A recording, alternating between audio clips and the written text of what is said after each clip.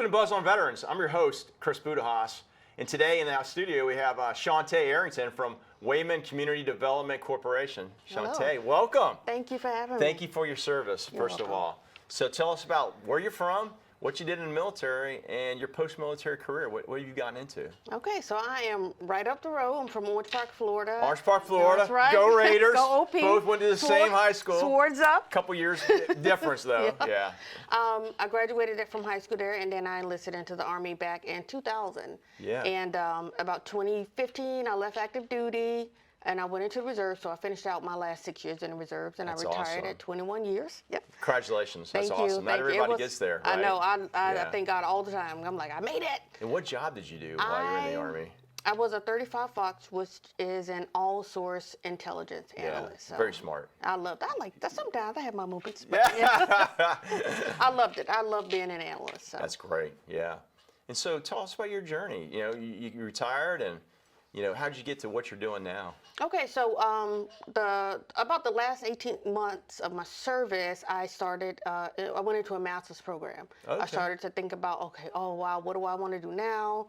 I started to think back to, okay, what did I want to do before I joined the Army? Was it different? What is it still available? Yeah. And I always had like this tender corporate underbelly. I always wanted to go.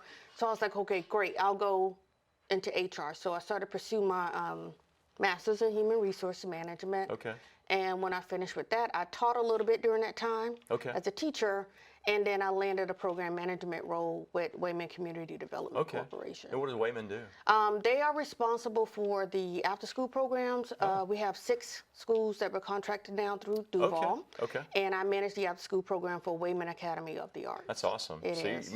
So you went from serving our country to serving our community. Yes. And I imagine that's impacting, young lives in a positive way. Oh, absolutely. My school is kindergarten through 5th grade. Okay. And I learned when I was teaching, it's something about the younger ones, to get in there early on when they're just starting to develop. To me, it's a privilege. It is. It's huge, and it's amazing. They're just great kids. Yeah, and of course they say, between the early age of 3 and beyond, that's when those are the formative years to kind of set them on the right path. It certainly is, yes. Or you're going to lose them for. And it's great to be a part of that too. So amongst all those things, you found time to write a book. Let's talk about your book. I did, yes. So I wrote a book, and the title is called A Lesson in Fear.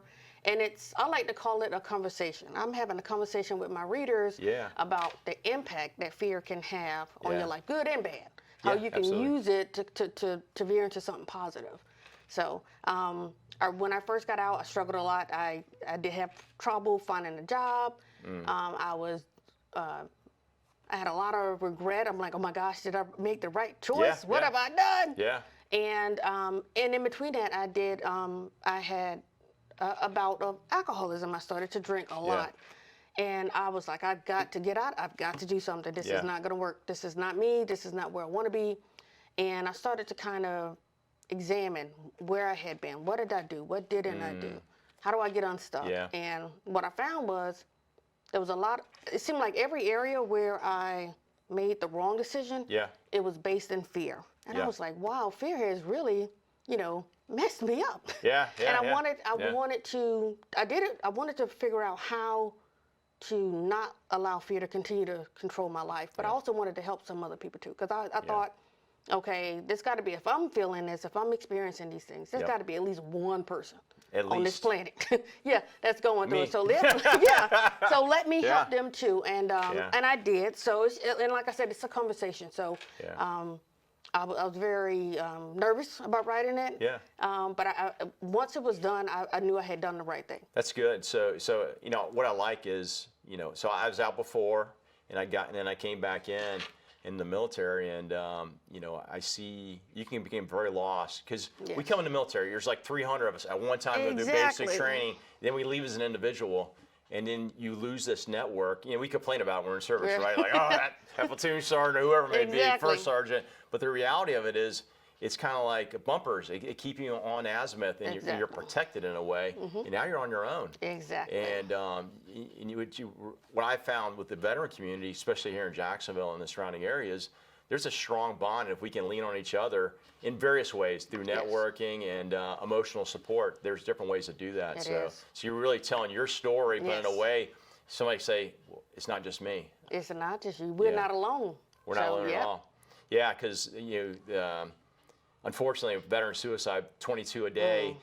People, friends of mine are civilians. I ask, like, how does that happen? Well, sometimes you can, your demons can get a hold of you, and it's hard to shake. And then with a veteran community, if we can lean on each other, and hopefully we can, become stronger through resilience by going through an adversarial type event. And you obviously have come out stronger on the back end. So, what's the future look like? Do you think you're going to write another book? And if so, what are you thinking about? I do have a few works of fiction that I'm working on, a couple of manuscripts that I have drafted. So, and it looks like a couple of them are going to be a collection of short stories. So I'm really excited about it. I'm excited for you. Thanks for your service. Thanks for what you're doing for Wayman. And thanks for your book. We appreciate it. Folks, A Lesson in Fear by Shauntai Arrington. So please look it up. And Shauntai, I look forward to staying in touch with you. So thank you very much. I look forward to staying in touch with you as well. Oh, thank you.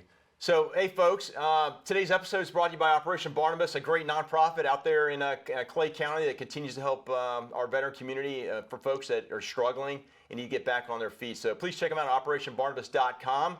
And as you take a look at their page, if you feel compelled, please skip that latte on Monday and put that $5 towards Operation Barnabas. They can really use your support. And also take a look at Shauntai Arrington's book, A Lesson in Fear. So please follow me on LinkedIn, and I look forward to seeing you next time on our next episode.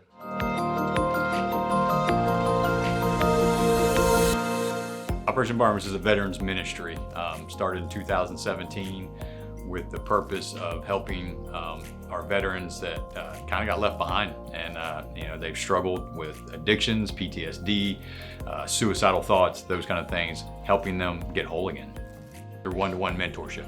Being able to communicate with them and help them can drastically change their life, can drastically change a family's life. The little that we can do is put our hand out and say, hey, do you want a hand up?